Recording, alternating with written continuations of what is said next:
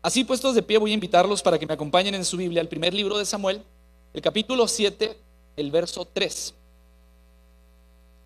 Saben que me apasiona predicar de los libros históricos y me encantan las enseñanzas que encontramos allí.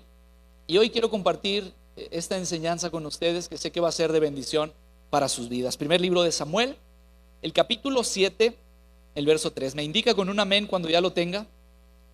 Amén. Muy bien. Dice la palabra: habló Samuel a toda la casa de Israel diciendo: si de todo vuestro corazón os volvéis a Jehová, quitad los dioses ajenos y a Astarot de entre vosotros, y preparad vuestro corazón a Jehová, y solo a él servid, y os librará de la mano de los filisteos. Padre, te damos gracias en esta mañana porque tú estás en este lugar, porque sin duda tu presencia se puede sentir. Nos has acompañado, estás entre nosotros. Y hoy, Señor, que nuestra mente y nuestro corazón sea conectado a tu Espíritu. Pedimos que tu palabra venga directamente a nuestras vidas, que hables a nosotros, que muevas lo que tiene que ser removido, que nos ayudes a cambiar aquello que tiene que ser cambiado, y sobre todo, Señor, que nos ayudes a responder en obediencia a tu palabra, para que tu nombre siga siendo exaltado y glorificado. Te doy gracias por esta bendición y por esta oportunidad. Usa mi vida, unge mis labios, y que tu palabra penetre en los corazones de cada oyente. En Cristo Jesús, amén y amén. ¿Puede ocupar su lugar, hermano?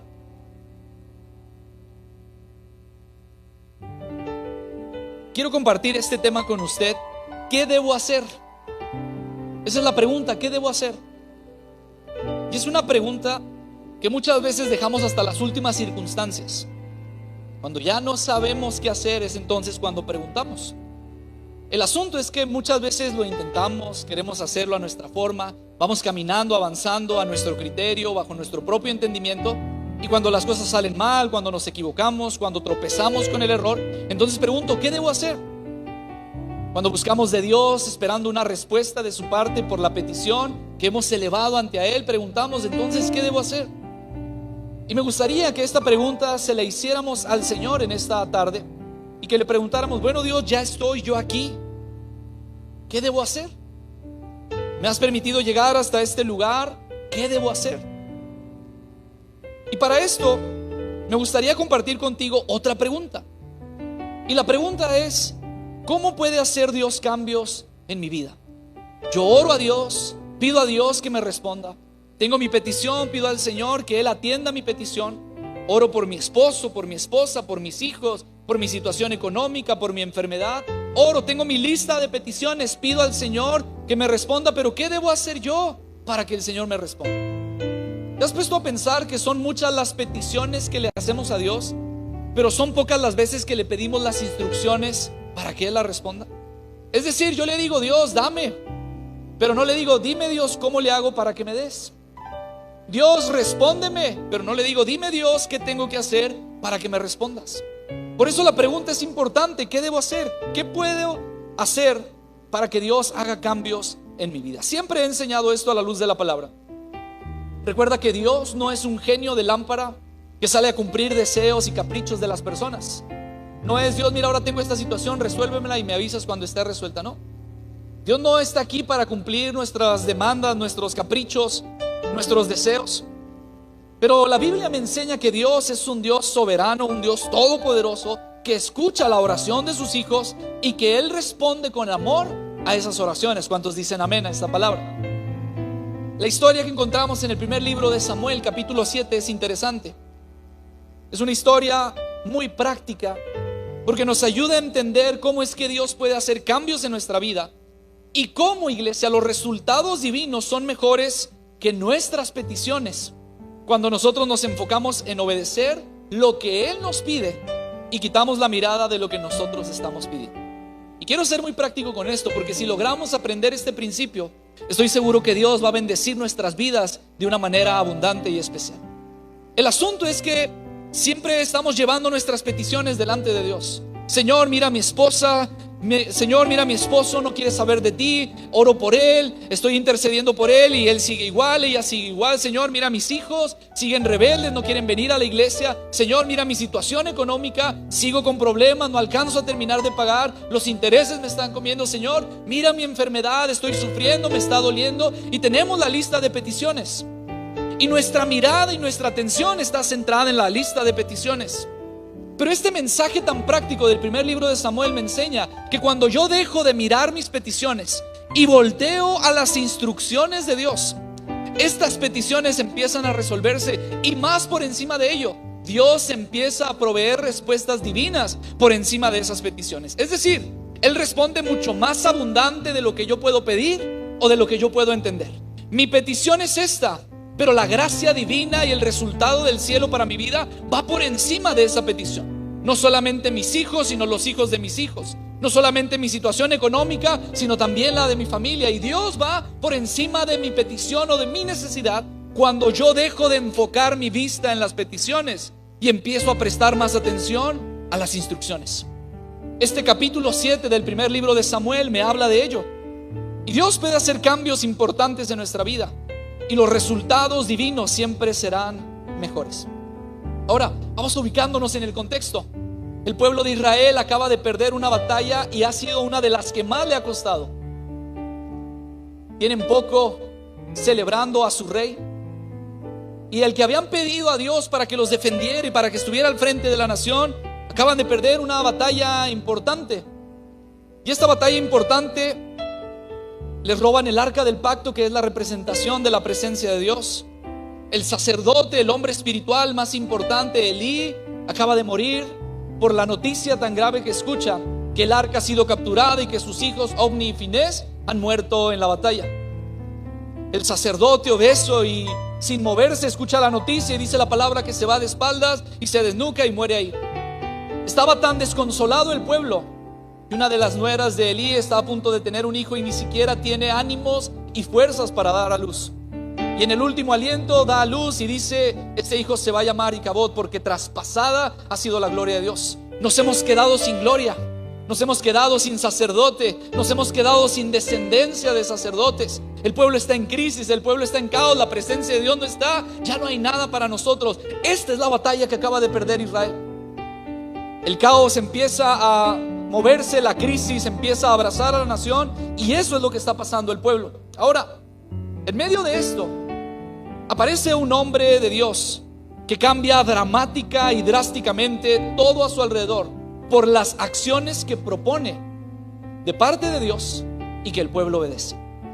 Más allá de las peticiones, el pueblo escucha la voz de un hombre enviado e inspirado por Dios para atender las instrucciones divinas, y entonces viene una respuesta del cielo para ellos.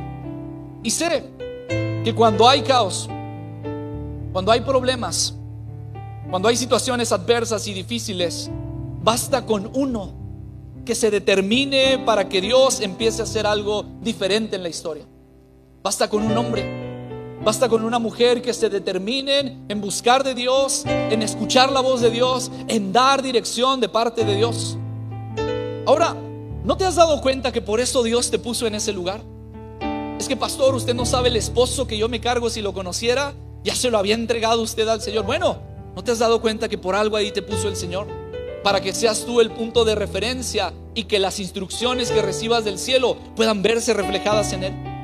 Es que usted no sabe, pastor, los hijos tan rebeldes que yo tengo. Bueno, ¿no te has dado cuenta de que Dios te los mandó para que tú puedas instruirlos? Es que usted no sabe lo difícil que es el trabajo. ¿No te has dado cuenta que allí te puso Dios para que seas el punto de referencia y que más allá de las peticiones puedas centrarte en las instrucciones? ¿No te has dado cuenta que ahí te ha enviado y que ahí te ha puesto Dios para hacer algo distinto? Y ahora en la Biblia me refiero a Samuel, porque había muchos hombres, había personas, había el linaje sacerdotal que se había afectado por el mal manejo y por la avaricia y por los deseos desenfrenados de Ofni y Finés. Pero en medio de un mal ejemplo se levanta un buen ejemplo, y se levanta Samuel, el hombre de Dios, para marcar una diferencia. Y dice la palabra, primer libro de Samuel, capítulo 7, verso 3: y habló Samuel a toda la casa de Israel, y lo que les dijo fue lo siguiente: si de todo vuestro corazón os volvéis a Jehová, quitad los dioses ajenos y a Astarot de entre vosotros, y preparad vuestro corazón a Jehová, y solo a él servid. Y habla de un resultado. Y dice: si ustedes hacen esto, entonces el Dios de los ejércitos los librará de la mano de los filisteos. Nota, haz a un lado las peticiones, céntrate en las instrucciones, y Dios te va a librar de esa situación. Deja de pedir un poco y concéntrate en preguntar: ¿qué debo hacer? Atiende la instrucción y deja que Dios se encargue del resto. ¿Cómo puede hacer Dios cambios en mi vida?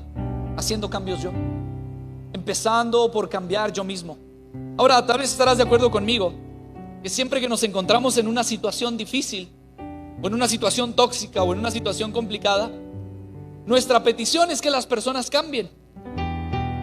Y si hay problemas en el matrimonio, es que estoy teniendo problemas con mi esposa, pero ella no cambia. Y ya le he pedido yo a Dios que la cambie y que la transforme, pero ella no cambia. Y no te has dado cuenta de que el que está generando el problema eres tú. Y nunca le has pedido a Dios: Dios, cámbiame a mí. Es que mis hijos son unos rebeldes y no entienden y no quieren hacer caso.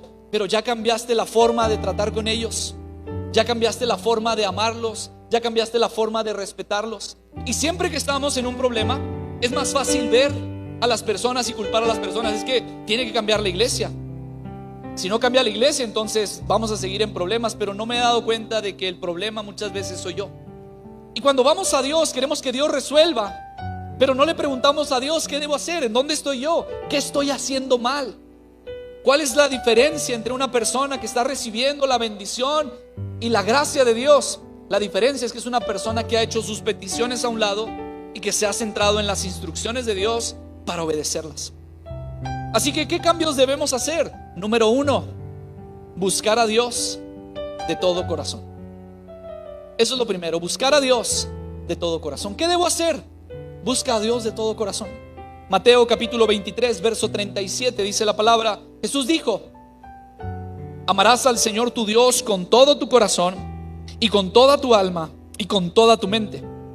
Este es el primero y grande mandamiento, y el segundo es semejante: amarás a tu prójimo como a ti mismo. De estos dos mandamientos depende toda la ley y los profetas. La escritura se resume, la escritura se sintetiza: ama a Dios con todo tu corazón, con toda tu alma y con toda tu mente, y a tu prójimo como a ti mismo. Y me centro en esta primera parte: aprender a amar a Dios con todo el corazón. Y para buscar a Dios, porque esta es la primera instrucción, ¿qué debo hacer? Busca a Dios. ¿Cuántos están buscando a Dios? Levánteme su mano. ¿Qué debo hacer para buscar a Dios? Bueno, si tú estás buscando a Dios, te vas a dar cuenta de que estás atendiendo estas instrucciones. Y si no las estás atendiendo, será bueno que las atendamos para buscar a Dios de la forma correcta, de la forma bíblica. Y para buscar a Dios, lo primero que tenemos que hacer es quitar lo que está ocupando el lugar de Dios. Porque yo puedo decir: sí, pastor, yo vengo a la iglesia los domingos, mira, aquí estoy buscando a Dios. Pero durante toda la semana hay algo que no es Dios, que está ocupando tu tiempo, tu mente, tus recursos. Y lo primero que tenemos que hacer para buscar a Dios es quitar todo lo que está ocupando ese lugar. Samuel les dice: si de todo vuestro corazón volvéis a Jehová, quitad los dioses ajenos y a Astarot de entre vosotros. Esa es la primera instrucción: quita lo que está ocupando el lugar de Dios. Todo aquello que está ocupando lo que le pertenece a Dios, o el lugar que le pertenece a Dios, tiene que ser quitado. Y me llama la atención porque Samuel se refiere a lo físico: dioses ajenos y Astarot. Es decir, hay pequeñas cosas que están ocupando el lugar de Dios, pero también hay algo específico que está ocupando el lugar de Dios. Y nadie va a quitar lo que tú tienes que quitar. La responsabilidad es tuya. Ahora, quiero ser práctico con esto y no me malinterpretes. No estoy diciendo que muchas de las cosas que voy a mencionar tienes que apartarte o alejarlas completamente de ellas, alejarte completamente de ellas. Lo que digo es que tienes que aprender el orden de prioridad y no quitarle el lugar que le corresponde a Dios. Porque hay personas que han puesto a su cónyuge, a su pareja, a su esposo, a su esposa, a su novio por encima de Dios. Y no te estoy diciendo que te apartes de... El pastor me dijo que nos divorciáramos, así que vamos a divorciar. No te estoy diciendo eso. Te estoy diciendo que quites de ese lugar a tu cónyuge y que pongas a Dios. Hay personas que han puesto a sus hijos por encima, y no les estoy diciendo que los abandonen y que los dejen en la calle, no, pero tienen que poner a Dios por encima de sus hijos. Hay personas que pusieron su trabajo por encima de Dios. Y no te estoy diciendo que renuncies al trabajo, te estoy diciendo que bajes el trabajo de posición y que le des a Dios el primer lugar. Me llama la atención porque Samuel menciona dioses ajenos, pero menciona a Astarot específicamente. Probablemente pudiera haber dicho a todos los dioses, toda la idolatría háganse a un lado, todo lo que ocupa el lugar de Dios quítenlo. Pero él dice, no, es que hay pequeñas cosas que se van filtrando en la vida y que parecen no ser tan importantes, pero poco a poco empiezan a tomar el lugar que me corresponde a mí.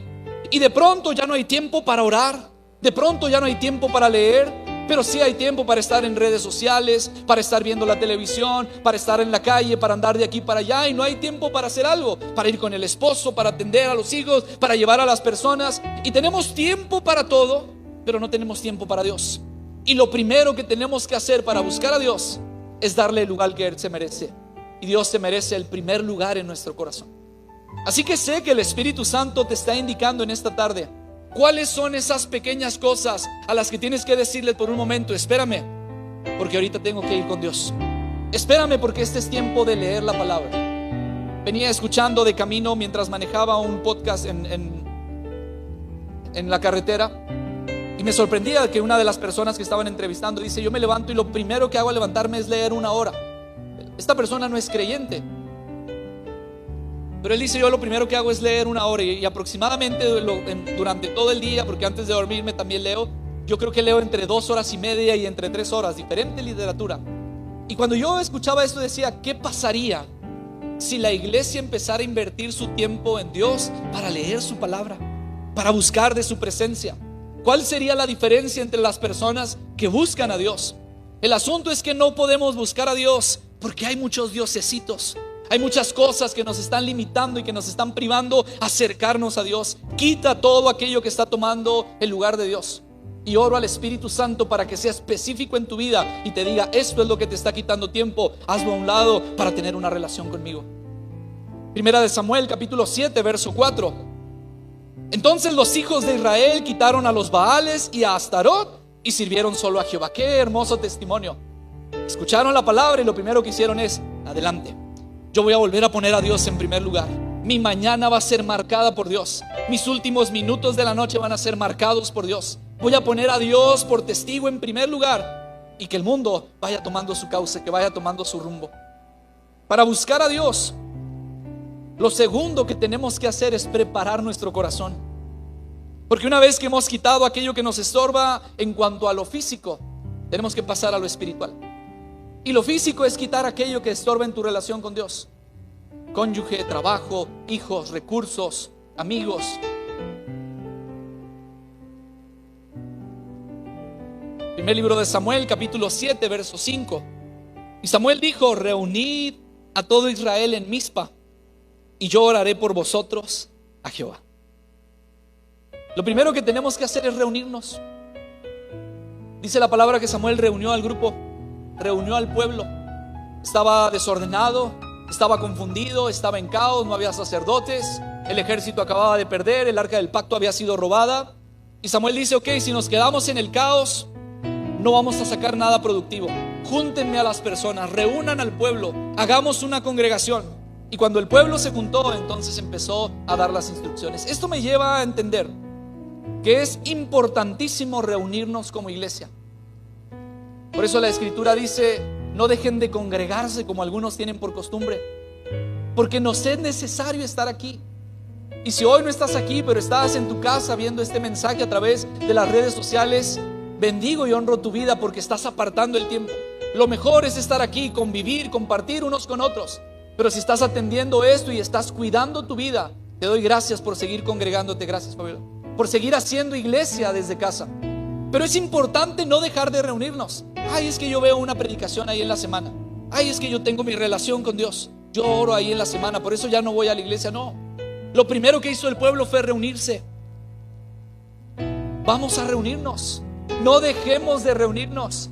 Dice la palabra en el Salmo 133: mirad cuán bueno y cuán delicioso es habitar los hermanos juntos en armonía, porque allí envía Jehová bendición y vida eterna.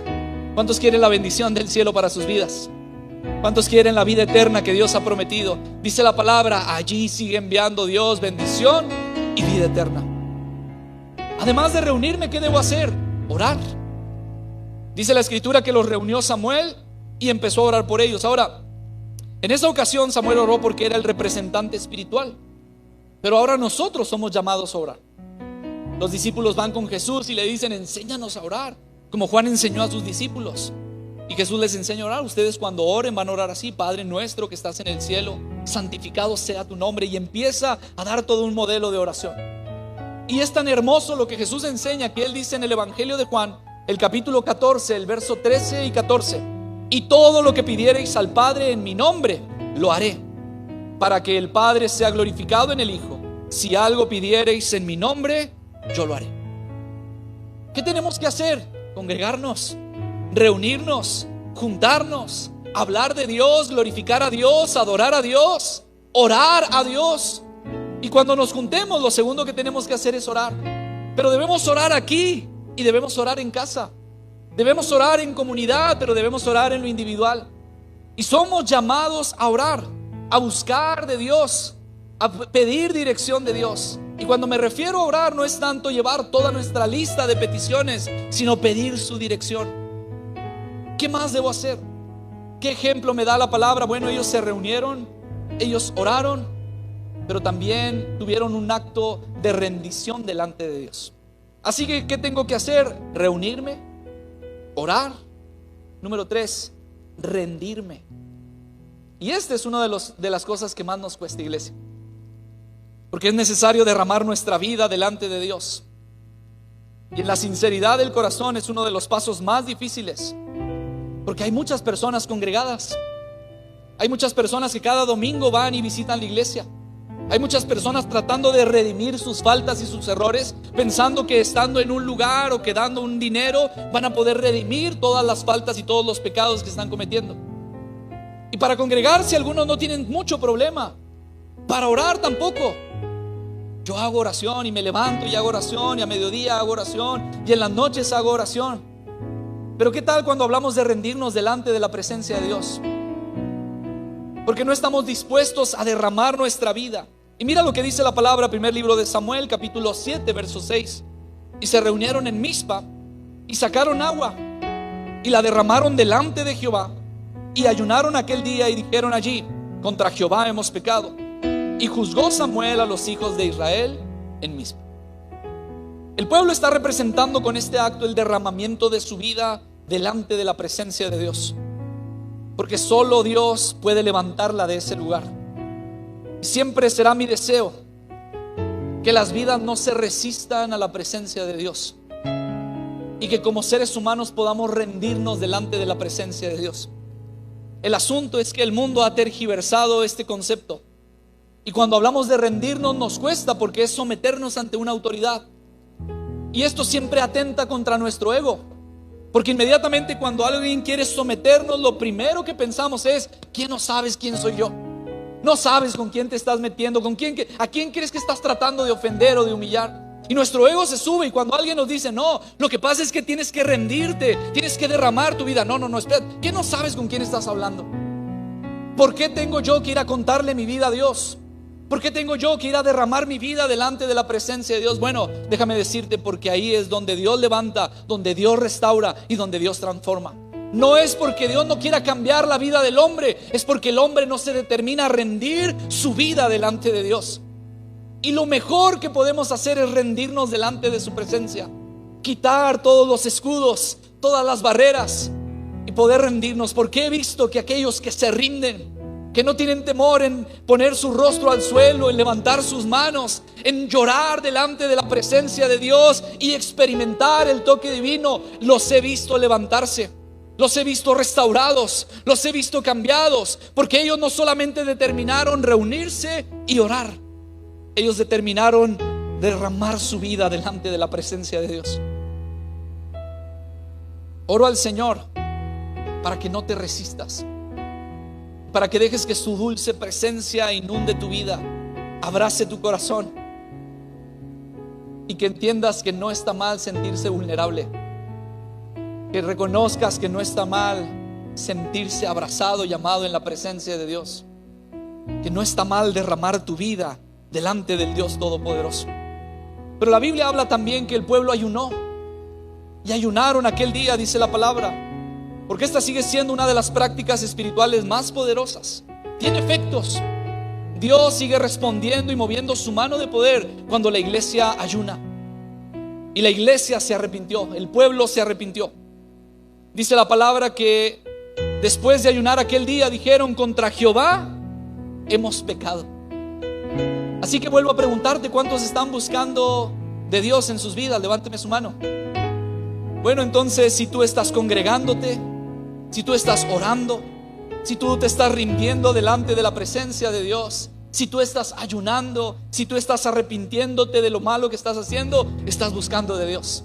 Y el llamado que tenemos de parte de Dios es a buscarlo de todo nuestro corazón. Pero lo segundo que podemos hacer en cuanto a los cambios es servir a Dios de todo corazón. Número 1, buscar a Dios de todo corazón. Número 2, servir a Dios de todo corazón. Dice la palabra: habló Samuel a toda la casa de Israel diciendo: si de todo vuestro corazón os volvéis a Jehová, quitad los dioses ajenos y a Astarot de entre vosotros, y preparad vuestro corazón a Jehová y solo a él servid, y os librará de la mano de los filisteos. Cuando estuve en la escuela había un lema que se me quedó grabado, y este decía: quien no vive para servir, no sirve para vivir. El llamado que Dios ha puesto en nuestras vidas es a servir. Busca servir a Dios. Busca servir en la obra de Dios.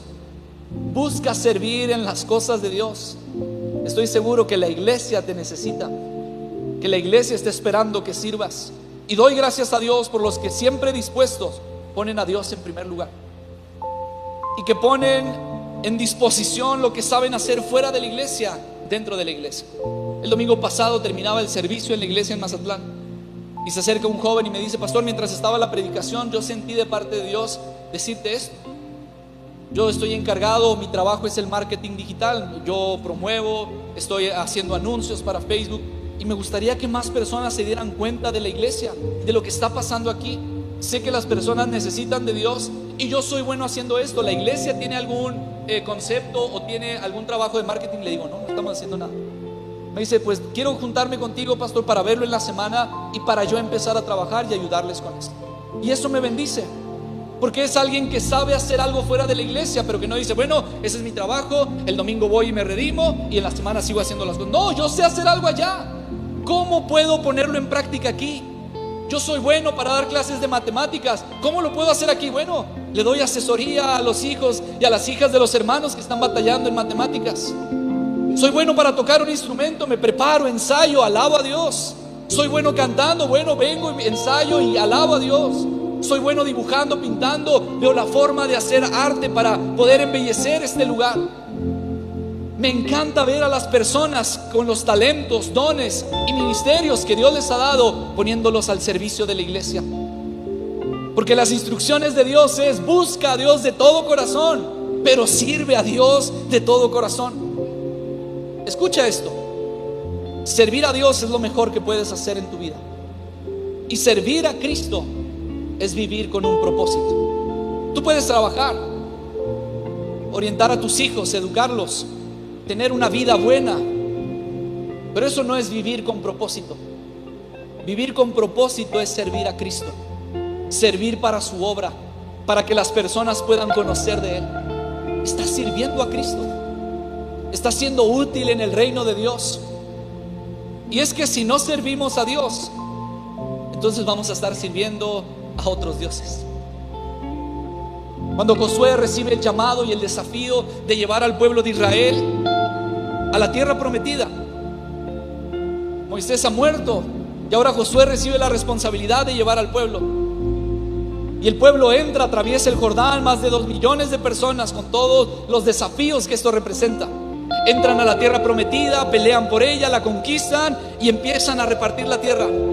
Y la Biblia dice que cuando la tierra había sido repartida, cuando las personas se habían acomodado, las tribus transjordánicas regresaron a casa después de ayudar en la batalla, cuando ya todos estaban establecidos, cuando ya la victoria de Dios había llegado, en la edad adulta de Josué y en sus últimas palabras, él dice, Josué capítulo 24, verso 15: Y si mal os parece servir a Jehová,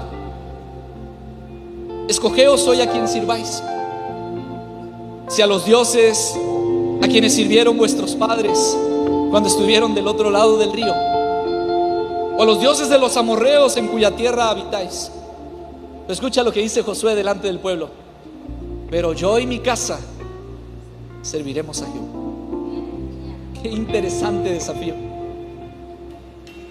Josué se para del pueblo y les dice: iglesia, si te parece mal servir a Dios, defínelo. Si estás cansado de servir a Dios, defínelo. Si se te hace aburrido servir a Dios, defínelo. Si ya no quieres servir a Dios, está bien, decídelo hoy. Pero tienes que tener en cuenta que si no sirves a Dios, vas a servir a otros dioses.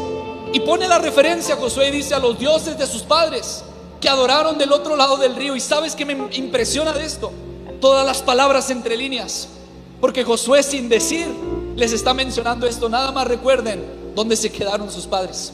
Si ustedes no quieren servir a Dios y quieren servir a esos dioses, adelante. Nada más que recuerden que sus padres estuvieron dando vueltas y nunca llegaron a la promesa de Dios. Pero si ustedes quieren servir a Dios, disfruten la bendición del Señor. Si ustedes quieren servir a los dioses de la tierra en la que están, adelante. Ustedes tienen la oportunidad de escoger. Dios no te va a obligar a que sirvas en este lugar. Dios no te va a empujar a que sirvas en este lugar. Pero Él te dice: escoge. ¿Quieres servir a aquellos donde no hay promesa? ¿O quieres servirme a mí, donde yo respondo y sigo enviando bendición y vida eterna? Y lo que más me impresiona de esto es que Josué dice: mira, tú toma la decisión. Yo ya estoy viejo, estoy por morir. He encontrado mi satisfacción en el propósito y en el servicio a Dios. Así que si tú quieres servir a esos dioses, sírvelos. Si tú quieres servir a estos dioses, sírvelos. Pero yo y mi casa serviremos a Jehová. Pero yo y mi casa serviremos a Jehová. Y oro a Dios para que se levanten los hombres y mujeres de este lugar diciendo: no sé si tú quieres servir a los dioses de antes, no sé si tú quieres entregar tu tiempo a otra cosa, pero mi casa y yo vamos a entregarle el tiempo a Dios. Mi casa y yo vamos a entregarle el corazón a Dios. Mi casa y yo vamos a entregarle el dinero a Dios. Mi casa y yo vamos a entregar el matrimonio a Dios. Bendito sea su nombre. Mi casa y yo serviremos a Jehová. Disponer mi vida, mi tiempo, mi fuerza, mi dinero, mi inteligencia para Dios, eso es servir a Dios. Y cuando yo hago esos cambios, Dios hace los cambios que yo necesito en mi vida. Samuel le dice: y si ustedes buscan a Dios, y si ustedes sirven a Dios, dice la palabra, Él los librará de mano de los filisteos. Iglesia, ha llegado el tiempo de hacer los cambios necesarios, de dejar a un lado las peticiones y de empezar a prestar atención a las instrucciones, para que en medio de ellas Dios responda a esa petición y por encima de esa petición. ¿Quieres estar de pie en esta tarde?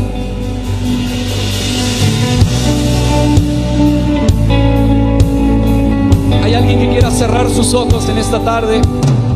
Quiera levantar sus manos a Dios y decirle: Dios, yo quiero buscarte de todo corazón. Y si ya le estás buscando, que le digas: Dios, yo quiero servirte de todo corazón. Yo quiero tener la respuesta del cielo a mi vida. Quiero buscarte de todo corazón.